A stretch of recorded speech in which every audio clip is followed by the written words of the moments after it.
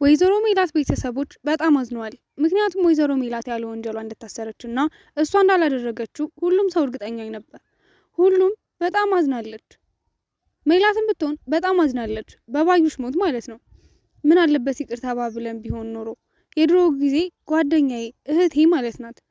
በእሷ ሞት ተሳበበ እንጂ የኔና እሷ ክፍተት አይቶንና የኔና የእሷን ጸብ ስላዩ ሌላ ጠላት ነው ያጠቃት።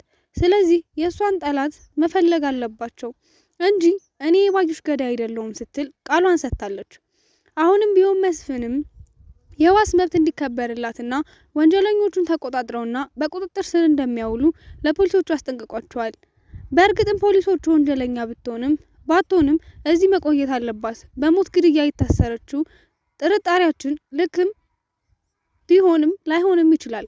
ስለዚህ እስከዛ ድረስ የዋስ መብት የሚባል ነገር የለም። ይህ ደግሞ የሚሆነው ከፍርድ ቤት እንጂ ከኛ አይደለም ብለው መልስ ሰጥተዋል። መስፍንም የተናገረው ነገር ውድቅ እንዳደረጉበትና በዚህ ነገር ላይ እንዳልተስማሙ ሲያውቅ በጣም አዘነና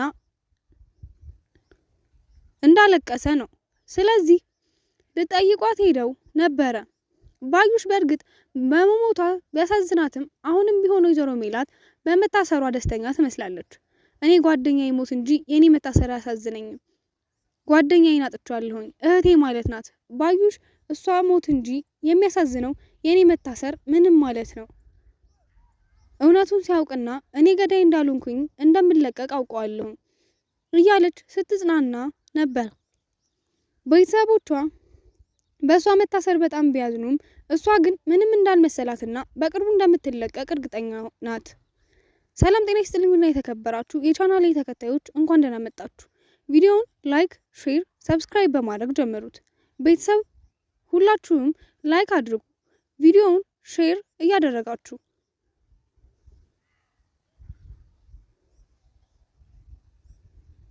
ታዲያ ሰላምና ሀሴት ወይም ደግሞ ሀና እንዲሁም ምናሴ በእናታቸው መታሰር በጣም ልባቸው የተሰበረ ይመስላል። አሁንም ቢሆን እናታቸው እንድትለቀቅ ማድረጋቸው ያለባቸው ሁሉ ማድረግ እንዳለባቸው ተመካክረዋል። በእርግጥ የያዘው ነገር ስለሆነ እነሱ ማድረግ የሚችሉን ነገር የለም። አባታቸውን ደጋግመው ይነግራቸዋል። እንዲረጋጉም ሆነ እሷ ምንም እንደማትሆን በቅርቡ እንደምትወጣ ሲነግራቸው አላመኑትም። እናታችን መታሰር የለባትም፣ ወንጀለኛም እኮ አይደለችም፣ ስለዚህ ለምንድነው የሚያስሯት እያሉ መከራከራቸውን አልተውም።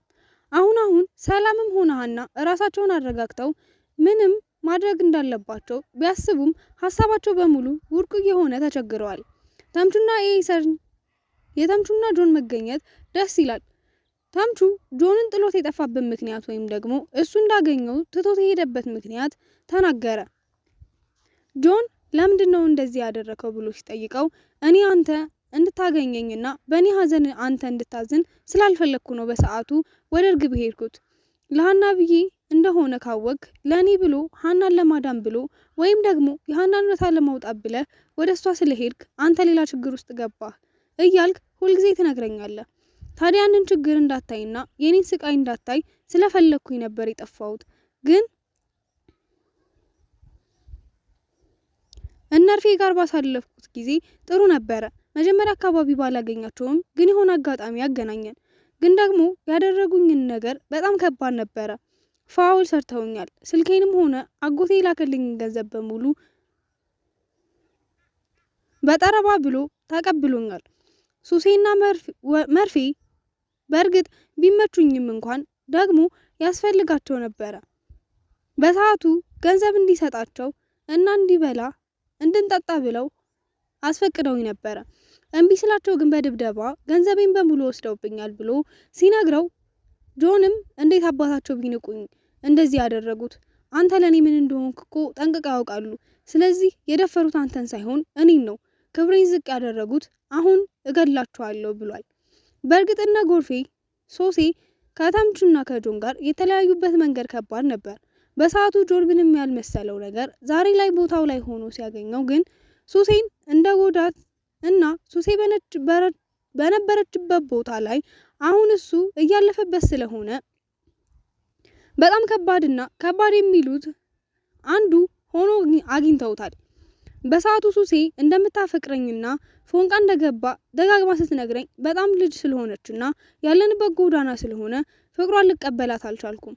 ታዲያ ከቀን ወደ ቀን ስትሰቃይ እና እኔ ስታይ ስትጎዳ ሳይ በጣም ነበር የከበደኝ እና እነሱ የሚያገኙብኝ ቦታ አንተን ይዤ የጠፋሁት በዚህ ነገር ነበር ብሎ ለተምቹ ነግሮታል። ታዲያ አሁን ምን እያደረክ ነው?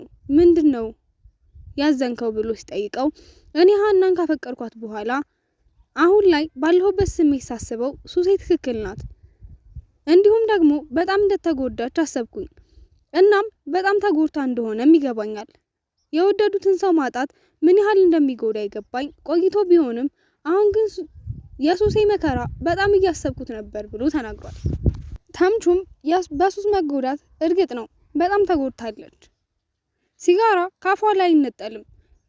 የሆነ ውስጧ የሆነ ሚስጥር እንዳለ ያስታውቅባታል። እናም ከምነግር በላይ ቁስል ብላለች፣ እንደ ድሮ አይደለችም ብሎ ለጆን ነግሮታል። ጆንም እንዴት አድርጌ ነው ይቅርታ የምጠይቃት? ደግሞ በሰዓቱ እኔ ምንም የማውቀው ነገር አልነበረም። እናም ደግሞ ልቀበላት ያልቻልኩበትም እና ትቻትም የጠፋሁበት እሷ እንዳትጎዳ በማሰብ ነበር። ግን ደግሞ እርቄ በጣም ጎድቻታለሁ። ሱሴ አሁንም ቢሆን ተምቹን ካየችው በኋላ ጆንን እያስታወሰች አሁንም ቢሆን ልትረሳው አልቻለችም። ጆንም በጣም የምትወደውና ደግሞ ትቶኝ በመጥፋቱ በጣም ባዝንም እንኳን ተምቹን ካገኘሁት በኋላ ጆንንም እያስታወስኩኝ በጣም ችግሮችን እያሳለፍኩ ነው ብላ ለጎርፌ ነግራው ነበረ። ጎርፌም አንቺ ደግሞ አንድ ጊዜ ችክ ካልሽ ችክ ነው፣ ነገሮችን ካለፉ ከስንት ዓመታት በኋላ ድጋሚ አንስተሽ ማውራቱ ለምን አስፈለገ? አሁን እኔን የጨነቀኝ ተምቹ ከእስር ቤት ተፈቷል። ተምቹ ተፈታ ማለት ጆንና ተምቹ ይገናኛሉ። ስለዚህ እያንዳንዱን ነገር ለጆን ይነግረዋል።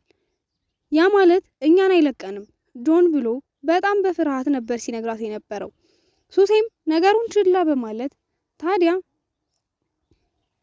ምን ያንበቀብቀሃል? ቢሰማ ምን ያመጣል? በቃ ጀዋሩ እኛ ጋር ስለሆነ ይቅርታ ብለን ስልኩን እንመልስለታለን። ከዛ ገንዘቡንም አጥፍተነዋል፣ ምንም አያመጣም ብላ እያሸበረችው ነበረ። ግን ጎርፌ በጣም ፈርቷል። ተምቹ ወይም ደግሞ ጆን አንድ ላይ ከመጡና ካገኙት አይለቁንም እያለ በጣም እየፈራ ነበር። ሱሴ መጥቶ ባየሁት የሚል ነበር ያየሁት። ታዲያ ይህን አውርተው ሳይጨርሱ ነበር ተምቹና ጆን ተያይዘው እየሮጡ ሲሄዱ ተምቹም ያደረጉትን በሙሉ እንዴት እንደመቱት ሳይቀር ለጆን እያሳየው ነበረ።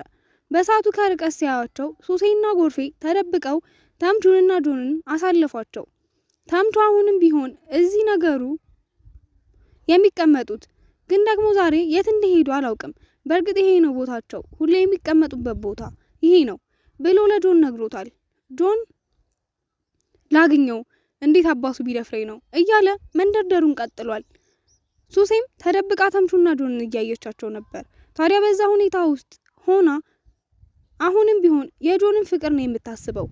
ያሳለፉትን እንደውም ፎንቃ ገብቶልኛል እያለች ስትነግረው የነበረውን ሁኔታ በሙሉ አቅፎም አይዞሽ እንደዚህ አይነት ነገር አታስቢ ልጅ ነሽ እያለ ያጽናናትን በሙሉ በትውስታ ተውጣ እያየች ነበረ። በዛን ሰዓት ነበር ጎርፌ አንቺ ልጅ ግን ምን ሆነሽ ነው? ሙድሽ ሁላ ተከንቷል። የተፈጠረ ነገር ለምን አትነግሪኝም? አብረን መፍትሄ እናበጅለታለን ብሎ ነግሯት ነበር። እውነቴን ነው የምልህ ጆንና ተምቹን ካዩዋቸው በኋላ በጣም ነው የተሰማኝ። ጆን በጣም አምሮበታል። በዛ ላይ አለባበሱ ሁሉ ተቀይሯል፣ ወፍሯል እያለች ማሞጋገሷን ቀጥላለች። ጎርፌም ፎንቃሽ ተቀሰቀሰብሽ በማለት እየሳቀባት ነበር። አሁን አንተ ምንም አይገባህም፣ ሊገባህም አይችልም። አንተ እንኳን ሰው ተብለ ያቺ ወጥ ቤት አፍቅርሃታል። አንተ ደግሞ ከጆን ጋር ልትወዳደር ራስህን ልታወዳድር ተነሳ። አንተ ራሱ ሰው አይደለህም እያለች እሱም መሳደብ ጀመረች። እሱም አይኔማ ሰው ነኝ፣ ጆን ደግሞ ሰው ነው እንዴ ከሰው ይቆጠራል ብሎ በጣም ስላናደዳት ተነስታ ለብቻዋ መሆኑን መጣለች። እናም አሁንም በድጋሚ ጆንን ብታየው ደስተኛ እንደምትሆንና ከዚህ በኋላ ከጆን ጋር የምታሳልፈውን ነገር ስታስበው እየከበዳት ይመስላል። ጎርፌም ተረጋጊ፣ ሁሉንም ነገር እናረጋጋው። አሁን አንድ ነገር ማሰብ አለብን፣ ስልኩን ለተምቹ መመለስ አለብን። በእርግጥ ጆን አገኘን ማለት አለቀልን ነው እያለ ነበር። ሀናና ምናሴ ሰላም እንዲሁም አቶ መስፍን ሆነው በእናታቸው መታሰር በጣም አዝነዋል። ታዲያ ይሄን ነገር ምን ማድረግ እንዳለባቸው ቀድሞ ለወይዘሮ ሜላት ነግረዋት ነበር። እባክሽን ሜላት ለተወሰነ ጊዜ ይህን ቦታ ልቀቂና ራቅ በይ ብለው አስጠንቅቀዋት ነበር። በእርግጥ ይህን ነገር ማድረግ አልቻለችም። እንኳን ባልሰራሁት ስራ በሰራሁት ስራ እንኳን መጋፈጥ እንጂ መሸሽንም እንደማልወድ ታውቃላችሁ። ስለዚህ እኔ አሁን መሸሽ አልፈልግም። እውነታውን መቀበልና መጋፈጥ አለብኝ። እኔ እንዳልገደልኳት ሲያውቁ ሁሉንም ሰው እኔን ያምነኛል ብላ ተናግራ ነበር። ታዲያ ይህንን መቀበል ባይፈልጉም አሁንም ቢሆን ከሷ ጎን ለመሆንና ሀናም እውነታውን መጋፈጥ ጥሩ ነው። እማዬ ግን ደግሞ ላንቺ ይህ አይገባሽም። ያቺ ሴትዮ እንዳልገደልሻ በጣም እርግጠኛ ነኝ። አንቺ ማልቀስም ቢሆን ምንም ማለት ለሷ አይገባሽም። እሷ ጓደኝነታችሁን ክዳለች። ለምንድን ነው ለሷ የምታለቅሽው? እያሉ በተደጋጋሚ ሲቆጧት ነበር። ተምቹና ጆን ወደዛ ቤት የሄዱበት ምክንያት ታወቀ። ተምቹ ድንብላል አሁን ሳይወዳት አይቀርም እና በተደጋጋሚም ወደዛ